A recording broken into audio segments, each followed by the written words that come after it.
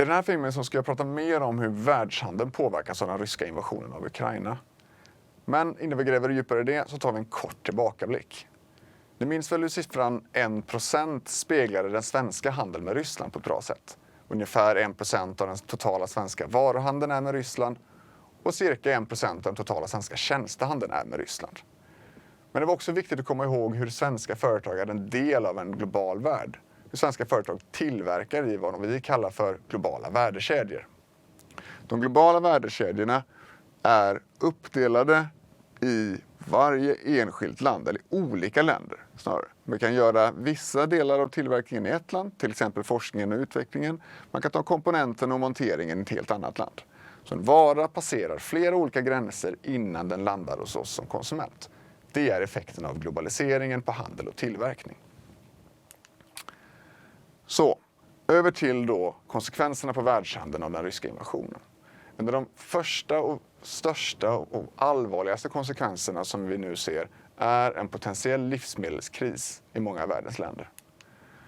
Ryssland och Ukraina är stora exportörer av spannmål och konstgödsel och matolja. Alltså varor som vi behöver i vår egen tillverkning och odling av livsmedel.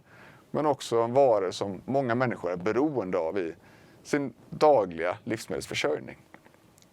Vi pratar här då majs, vi pratar korn, vi pratar vete för några exempel. Ett stort problem här är att handelsvägar är blockerade, inte minst Svarta havet. Nästan all varutransport idag världen över går via fartyg, så även för Ryssland och Ukraina. Vi såg före kriget att 70% av Ukrainas totala varuexport gick med fartyg och nästan all export av majs från Ukraina går med fartyg. Det här är inte möjligt längre så som det ser ut i Ukraina idag. Det går heller inte att kompensera för fartyg med till exempel frakt via tåg eller lastbil eller flyg. Det är för små volymer för att de transportsätten ska kompensera. Allt det här resulterar i att vi får en kraftig prisökning på världsmarknaden. Vilket är väldigt allvarligt för människor som har en utsatt situation. Som kanske idag lägger en stor del av sin inkomst på livsmedel som bröd eller matolja. Vi kan gå vidare till en annan effekt som vi ser på världshandeln. Och det är att vi får en bromsad pandemiåterhämtning på grund av kriget i Ukraina. Efter 2,5 år av pandemin har vi sett störningar i våra leveranskedjor, brist på viktiga material, logistik som inte riktigt fungerar och kraftiga nedgångar i vår ekonomi. När vi i många länder är på väg ur pandemin så hade vi hoppats att den här återhämtningen skulle snabbt ta fart. Så vi kom tillbaka till en nivå som vi kanske såg innan pandemin. Vad kriget gör är att den bromsar den här återhämtningen. Det blir nu återigen svårt att handla på grund av att transportvägar är blockerade. Vi ser kraftiga prisförändringar på många varor också, exempelvis. Det här är ett väldigt allvarligt slag för många företag som tillverkar globalt och som handlar med varandra på en global marknad. Ytterligare en effekt ser vi i WTO. WTO står för World Trade Organization, Världshandelsorganisationen. Och det är den enskilt viktigaste organisationen som sätter reglerna i den globala handeln. 164 medlemmar har WTO, Ryssland är en av dem, EU är också med i WTO. WTOs regelverk täcker nästan 98% av de globala handelsflödena. Och vad som sker just nu i WTO, det är att medlemmar har svårt att komma överens och förhandla om nya avtal. EU, USA, Korea, Kanada, länder som har lagt sanktioner mot Ryssland vill helt enkelt inte förhandla med Ryssland på samma sätt som förut. Vi ska i juni ha en ministerkonferens i WTO. I den konferensen är tanken att vi ska komma fram till nya avtal och regler om e-handel, om fiske och jordbruk exempelvis. Om vi lyckas med detta när medlemmar inte pratar med varandra på samma sätt som förut, det är väldigt svårt att sia om.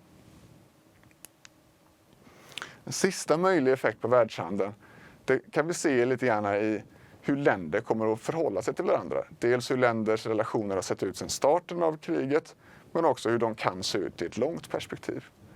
EU och många andra länder har svarat snabbt och kraftfullt och enat mot Ryssland, medan många andra länder har haft en väldigt mycket mer avvaktande hållning. Kanske framförallt Kina, men även länder som Indien eller Turkiet eller många andra länder i Afrika eller Latinamerika. Det är inte självklart för många länder att förhålla sig till Ryssland på samma sätt som vi gör. Och hur de här länderna bestämmer sig för hur de vill agera mot Ryssland i ett långt perspektiv, det avgör mycket i den globala handeln. Sammanfattningsvis kan vi säga att även om vi har en regional konflikt i Europa med ett krig i Ukraina så har vi globala konsekvenser. Invasionen har inneburit att förutsättningarna för handel och tillverkning på väldigt kort tid har förändrats. Men det här är i sig ingenting nytt. Det räcker att titta på pandemin de senaste åren och vad den har inneburit för tillverkning och logistik och tillgång till material och så vidare. Vi kan säga lite grann att osäkerhet och oförutsägbarhet det är lite av ett tema som vi har i världen idag. Det första man ska komma ihåg är osäkerhet drabbar i främsta rummet de personer som redan har en utsatt situation. Pandemin innebar att flera års framgångar inom fattigdomsminskning och skolgång och så liknande helt och hållet raderades ut. Och vad vi ser nu till exempel är en stundande livsmedelskris där många människor får en otrygg livsmedelsförsörjning och får svårt att sätta mat på bordet på dagen. Ryggmärgsreaktionen för många länder och många politiker det är att i sådana här lägen är att sluta sig, att vända sig inåt istället, att försöka hantera krisen på egen hand. Vi såg detta i början på pandemin när många länder begränsade export av skyddsutrustning eller vaccin. Och vi ser att sådana frågor höjs även idag. Vi kan inte handla med Ryssland på samma sätt som förut och vi bör inte handla med Ryssland på samma sätt som förut. Ska vi kompensera för detta genom att EU plockar hem tillverkning och gör mer själva? Vi i Sverige är ett litet, öppet, handelsberoende land och vi tror väl egentligen att en sån här utveckling har varit ganska olycklig. Vi tror att vi måste hitta andra alternativ till det här. Och ett sådant alternativ skulle kunna vara diversifiering. Att vi istället för att vara beroende av ett enskilt land i handel med viss typ av material eller en viss typ av råvaror så försöker vi sprida ut risken. Att handla med fler länder med flera typer av varor. Det här är ett sätt att hantera en kris. Handel bidrog till exempel, om man då blickar lite längre fram i pandemiutvecklingen, så var det många beslutsfattare som ganska tidigt förstod att vi måste försöka hålla handelsflödena så fria som det bara går. Det är bara så vi kan få tillräckligt med material för att tillverka vaccin exempelvis. En annan viktig sak att komma ihåg i sammanhanget det är att handel och ekonomiskt samarbete ofta leder till fred och säkerhet. Vi har sett detta historiskt. När länder knyter sina ekonomier till varandra så är risken lägre att man startar krig och konflikter. Detta är något som vi i EU inte minst har upplevt och sett med egna ögon och det är kanske något som är extra värt att komma ihåg i den här tiden.